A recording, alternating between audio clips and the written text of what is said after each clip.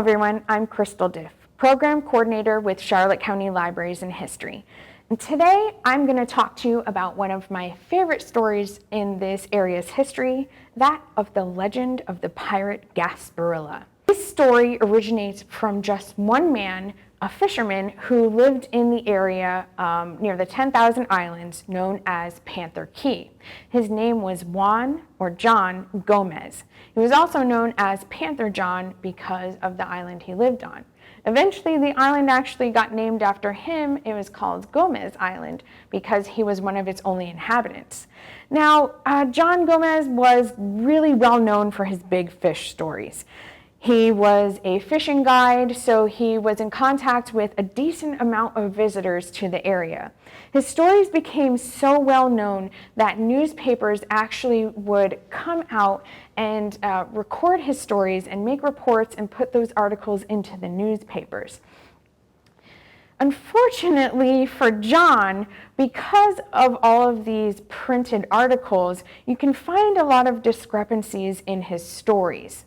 Generally, the idea of the story stayed the same, but things such as where he was born, how old he was, when he was born, it just didn't match up.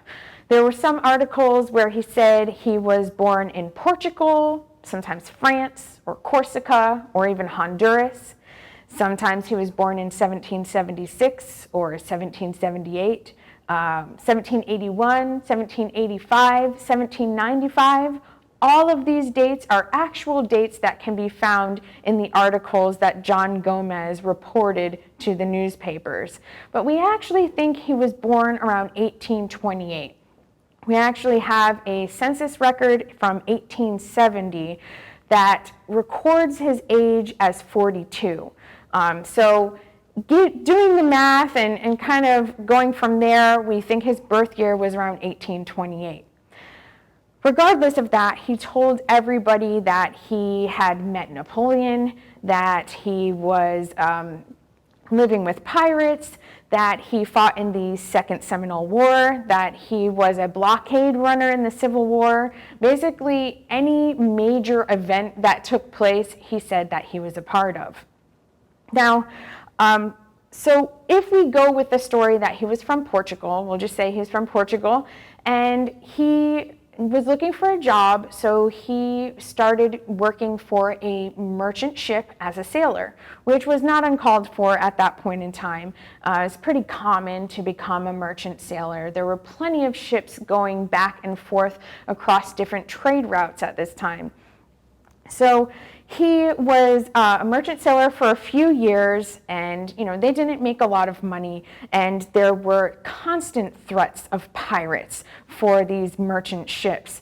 So eventually, around the area of St. Augustine, Florida, his merchant ship was taken over by a pirate crew. And most of the sailors on Gomez's ship were killed. But Gomez decided that he did not want to be thrown into Davy Jones' locker, that he had much more life to live. So he decided that he was going to live and work with these pirates. Now, this is all the story according to John Gomez. So I just want to reiterate that these stories that I'm speaking of now on the recordings of John Gomez's life are strictly from his personal stories, and that there are not any historical documentation that we can use to back up anything that he has said. So we're only going with his stories at this point. Now, the pirate that happened to take over his merchant ship was Gaspar. So the pirate Gasparilla. Now, he went into the pirate crew from the area of St. Augustine, Florida, but Gasparilla actually preferred the west coast of Florida. And he eventually made his home over in the area that we live today, so near Charlotte Harbor. We have Gasparilla Island. That was his home base, and that's why everybody thinks the name of the island was formed after the pirate. He also was in charge of Captiva Island, Usepa Island, and basically just controlled the harbor in this area around here. These areas around Florida were really, really easy for pirates to use. They were able to hide their ships and just kind of wait for different merchant ships to pass by, and then they could kind of just swing around and capture them as they were going down the trade routes. According to the story, the pirate Gasparilla was actually the Admiral Jose Gaspar, who was part of the Spanish Navy. He ended up taking over the Florida Blanca Spanish warship in 1783 and made his escape, becoming a pirate. In the time that Gasparilla was a pirate, he supposedly sank 36 ships in only 11 years. So like many people that discover the west coast of Florida, he did want to retire here, but he just couldn't help himself. He just needed to go after one more ship before he retired to his home on Gasparilla Island. So he spotted what he thought was this really big British cargo ship, and just ripe for the taking. And this was 1821. Unfortunately, once Gasparilla and his crew got over to the ship and started fighting with them, he realized that this was actually a U.S. Navy warship, and that was commanded by Commodore David Porter, which was created specifically to eradicate piracy in Florida in the 1820s. Because yes, there were pirates in Florida, and piracy was an issue in this area. Unfortunately for Gaspar and his crew, they were easily fooled and dispatched. Most of the crew was killed, but Gomez and a few other lucky sailors were able to escape, and they swam to some nearby islands, which is where he got to Panther Key. Now, Gasparilla did not want to be captured. He knew he was going to be killed, and there was no way for him to get out of this alive. So instead of letting the Commodore take his life, he decided to take his own by very dramatically wrapping around the anchor chain around his body and jumping into the water, and causing his own drowning. Now, let's get into the rest of the story of Gasparilla and some of the islands. So obviously we have Gasparilla Island being named after him specifically, but there were other surrounding islands. So Usepa supposedly has a tie to the Legend of Gasparilla as well. Usepa is a name that was originally Josepha, but over time, as people said it in different variations, it turned into Usepa instead of Josepha. Now, there was actually a tie to the name Josepha from Jose Caldez, who was a Cuban fisherman coming to this area, and his schooner was named Josepha, and that is on many records. And he was a fisherman in the area, and he was known to put up fishing ranchos and different hutments around the area for his fishing business. So it may be that that's where the name came from. But with Gasparilla and his legend, supposedly he had a captive princess on the island, Princess Josefa de Mayorga, and he was in love with this princess. He had captured her supposedly for some ransom and gave her her own island, and he named it after her, Josepha. Now, we can't find any records of Josefa de Mayorga actually existing, but there was a tie to her father, who was supposedly Martin de Mayorga Ferrer, who was in the Spanish military. He was an officer and governor of Guatemala and the viceroy of New Spain. So he did exist, but we don't know that he had a daughter named Josefa. There's no records of him having a daughter named Josefa. So we're not sure if the princess actually existed. But Gaspar was in love with Josefa, according to the legend, and he constantly asked her to marry him, and she was always refusing. So one day he said, if you refuse me, I'm going to kill you. And she refused him again, and he immediately chopped off her head. Now, some parts of the story, or some legends, say that he was very just completely resentful of what he had done, remorseful. He really regretted that he took her life because he loved her so much. The third island that was supposedly under Gaspar's control was that of Captiva. This is supposedly where he kept all of his captives, all of his prisoners. He would put them on Captiva Island. So Captiva for the captives, Josefa or Josepa for his beloved princess, and then Gasparilla for himself. But we can actually go back to different ties, different historic ties, and find out that Captiva was probably named after different slave owners from the fishing industry that was happening in the area. We know that Mondongo Island actually had some slaves that were owned by Jose Caldes, who was the Cuban fisherman that was using the area as well. So there may actually be some historical ties to the naming of these islands, not just the legend of Gasparilla. And we can actually go back to different maps. And some of these maps with the names of these islands predate John Gomez and Gasparilla. So there's a 1774 map that was done by Bernard Romans.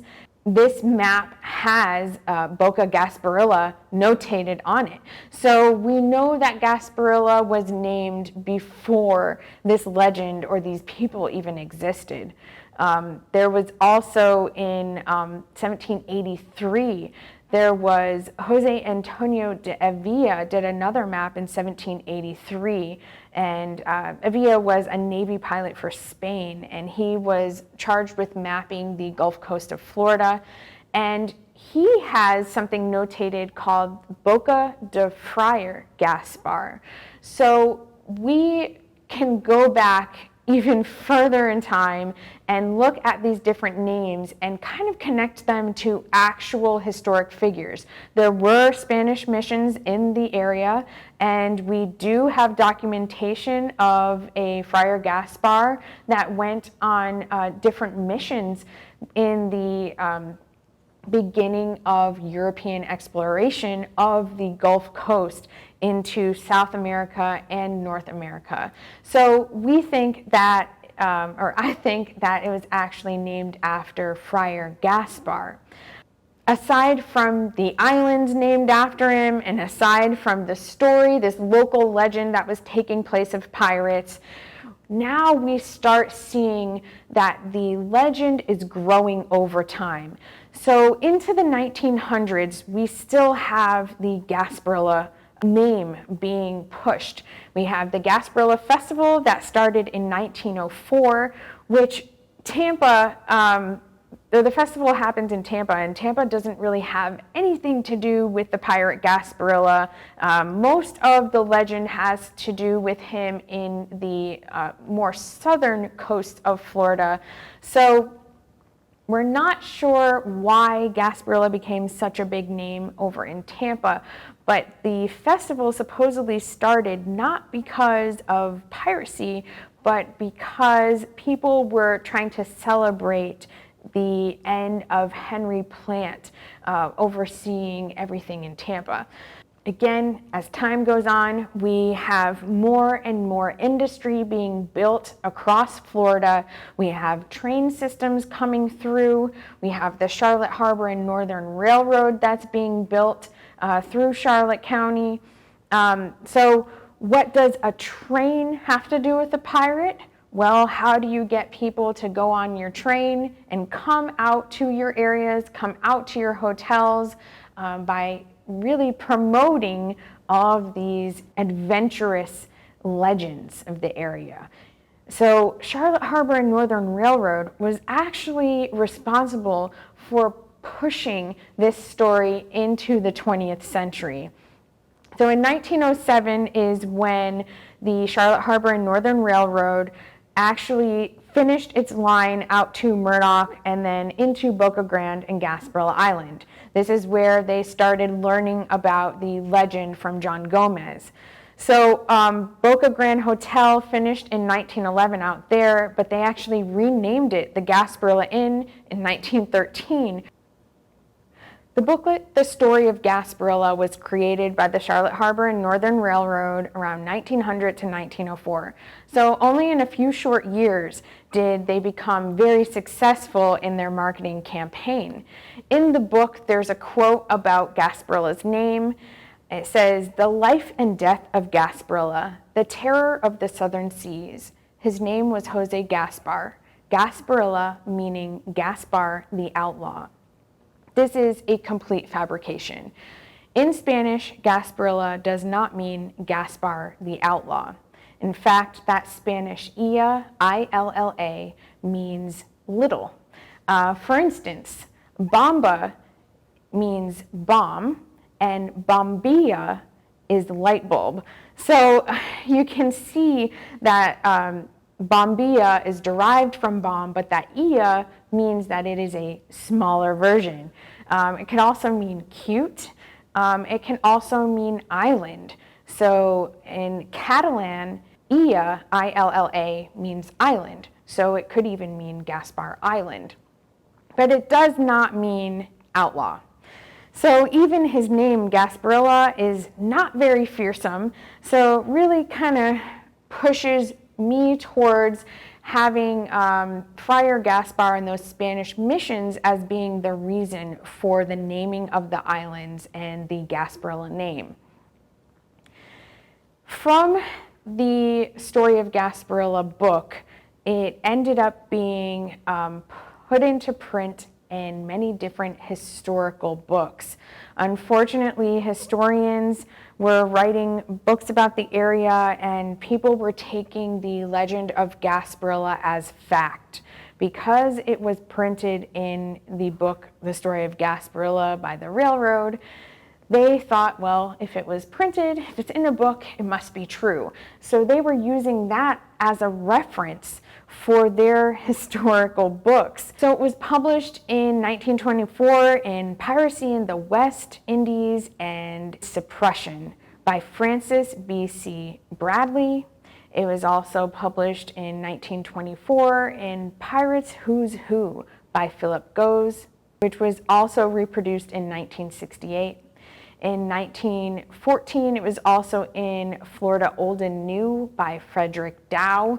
So it was being published constantly in these different books. And every time a new book was published, then that became a resource for another book to be written and published. But unfortunately, the origin of these stories had no actual historical evidence. So this is a really big and great example of trying to make sure that you have correct primary sources when you are looking up information. Like I was saying before, there were actually pirates in Florida. There were issues with piracy in Florida. It's just that we don't have evidence of the pirate Gasparilla or Admiral Jose Gaspar existing. There were a lot of trade routes that were around Florida, into the Gulf of Mexico, through the Caribbean. This was a major area for trade. So yes, it was a major hunting ground for pirates so that they could capture those merchant ships. And that's why they did have to create a naval force to combat piracy. Once Spain ended up ceding Florida to the United States, it became the responsibility of the U.S. to protect these merchant ships. Otherwise, merchant ships were going to stop coming into this area. It was very rampant in the Gulf of Mexico at this time. So they did create a naval force, and they had the U.S. Navy schooner, the USS Alligator, which was constructed in 1820. And it was specifically built to combat piracy in the Gulf of Mexico. There was also a lot of privateer services that were happening. A privateer is basically just a legal pirate. So they had a privately owned armed vessel, and they were hired by the government to help fight piracy. So they had a lot of naval forces and, again, privateers that were helping to try to combat piracy in the area as more and more people started to settle in the United States. And so they did have some issues there, and the Alligator faced a number of pirate ships over time and had a lot of combat. In the summer of 1822, it actually was sank on purpose. It ran aground in Isla Morada, and it was at that point in time trying to escort a merchant ship when it ran aground. But they didn't want any pirates to end up controlling the vessel. They couldn't get the ship out. They were unsuccessful. So instead of letting pirates take over the ship, they actually burned it and let it sink. And the wreck is actually on the National Register of Historic Places. So there are a lot of evidence and a lot of historical ties to piracy in the state of Florida and the Southwest coast. Now, this legend continues to grow. There are many, many people that still think that the legend of Gasparilla is true and that Jose Gaspar was a real person and was a real pirate. There have been some more current issues that have come up. There was, unfortunately, the destruction of some historic sites. There's legend that there is pirate gold buried in these areas, so people try to go out and recover this treasure, and they end up digging up a lot of indigenous grounds. And some people say that they found the hand of Gasparilla. So there was a story from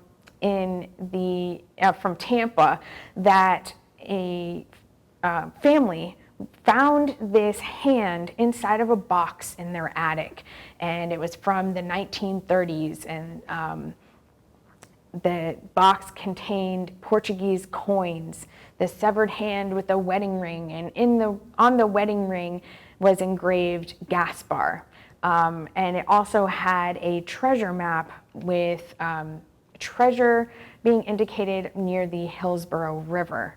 None of this could be substantiated, and nobody could really tell if this hand belonged to Jose Gaspar. There's many articles and publications that have gone out about the treasure of Gaspar. The search for the $30 million treasure was an article or story by William and E.H. Hartley.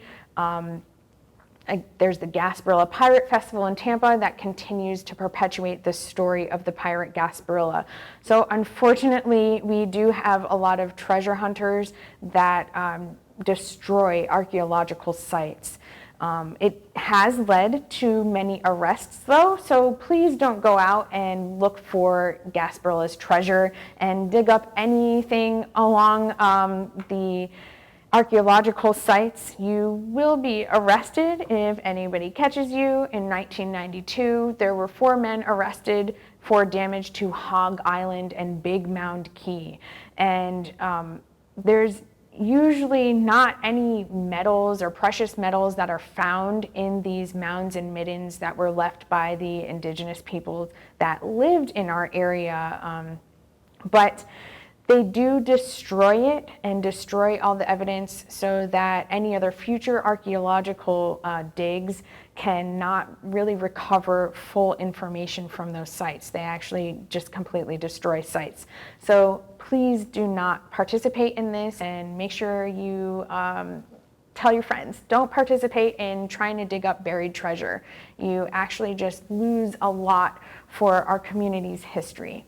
So in summary, I believe that there's a lot of historical evidence that kind of goes the opposite of proving the Legend of Gasparilla. I believe that through the Legend of Gasparilla and the research I've been able to conduct on Gasparilla, I've actually been able to find a lot of other information on why these areas were named, and go back into Spanish missions and find that there was actually a Friar Gaspar that existed way before the Legend of Gasparilla. Nobody has been able to find any evidence in Spanish records of the Admiral Jose Gaspar even existing. I personally have not gone to Spain to look at their archives, but I know that there have been tons of different researchers over time that have been really trying to dig up actual evidence that Gasparilla exists. And maybe in the future, we might have somebody find some real substantial evidence, but right now we don't really have that evidence that the pirate Gasparilla existed. So I'm sorry to burst your bubble on the Legend of Gasparilla. It's still an amazing story. It's an amazing journey, and it really has uncovered a lot of history and a lot of interesting history tidbits in the Southwest Florida region. So thank you for staying here and discussing this legend with me today, and I hope you learn a little bit more on the piracy in Florida. I have tons of sources that I'll include at the end that you can look up, different books and actual archival documentation that you can look up, so you can kind of follow along with some of the evidence that I've been able to unearth. Thank you.